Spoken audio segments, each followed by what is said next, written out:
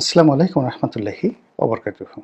সম্মানিত দর্শক, আজকের এই ভিডিওটি বাংলাদেশের সাবেক প্রধানমন্ত্রী শেখ হাসিনার আগামী দিনের রাজনীতি, ভবিষ্যৎ এবং পরিণতি নিয়ে ইতিহাসের আলোকে আলোচনা করার চেষ্টা করব।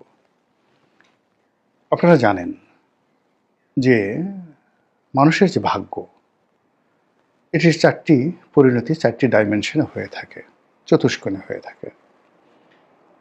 কিছু মানুষ রয়েছে জন্মগতভাবে তারা রাজাবাদশাহ হয়ে জন্ম নেয়। আপনি যত চেষ্টা করেন, এখন চেষ্টা করলে কি আপনি সেই সৌদি আরবের রাজপরিবারের সদস্য হতে পারবেন? মোহাম্মদ বিন সালমান এখন যুবরাজ, তার সে 1000 গুণ ক্ষমতা আপনার থাকতে পারে, লেখাপড়া থাকতে পারে, প্রজ্ঞা মেধা যোগ্যতা থাকতে পারে, ধীশক্তি থাকতে পারে, কিন্তু আপনি কি সৌদি আরবের যুবরাজ হতে পারবেন? কিংবা বাকিংহাম প্যালেসে এখন যিনি রাজা হিসেবে আছেন, কিং হিসেবে আছেন, চার্লস, তিনি বা তার পুত্র উইলিয়াম, তার মতো কি আপনি হতে পারবেন? নিয়তি আপনাকে সেই জায়গাটা থেকেই যেতে দিচ্ছে। তাহলে বোঝার চেষ্টা করুন, জন্ম আপনাকে অনেক কিছু নির্ধারণ করে দেয়। 2 নম্বর হলো যে আপনার যে ভৌগোলিক অবস্থান।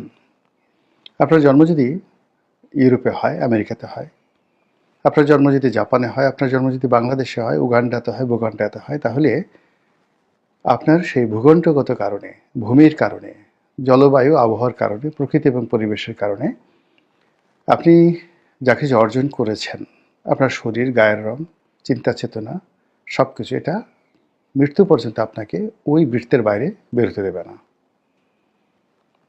আপনি যত চেষ্টা করেন বাংলাদেশ বসে আপনি ফিদেল ক্যাস্ট্রো বা চে গুয়েভারা হতে পারবেন না। আপনি যত চেষ্টা করেন মিশরের মতো জায়গাতে বসে আপনি বঙ্গবন্ধু শেখ মুজিবুর রহমান হতে পারবেন না।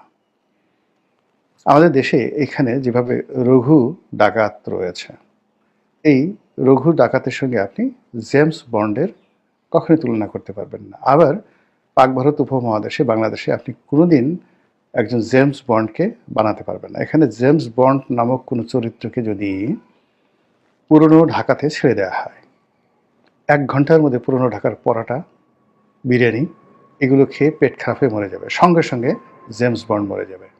এগুলো অবস্থা। আবার আমাদের দেশের সেই বিখ্যাত যে রানী ভবানী, ভবানী পাঠক, কিংবা ধরুন সেই যে রঘু ডাকাত, এদেরকে নিয়ে যদি আপনি ইটালিতে ছেড়ে দেন, 1 মিনিটের মধ্যে সে মরে যাবে সঙ্গে সঙ্গে। এই জন্য ভূগোল একটা বিরাট বিষয় মানুষের জীবনের জন্য।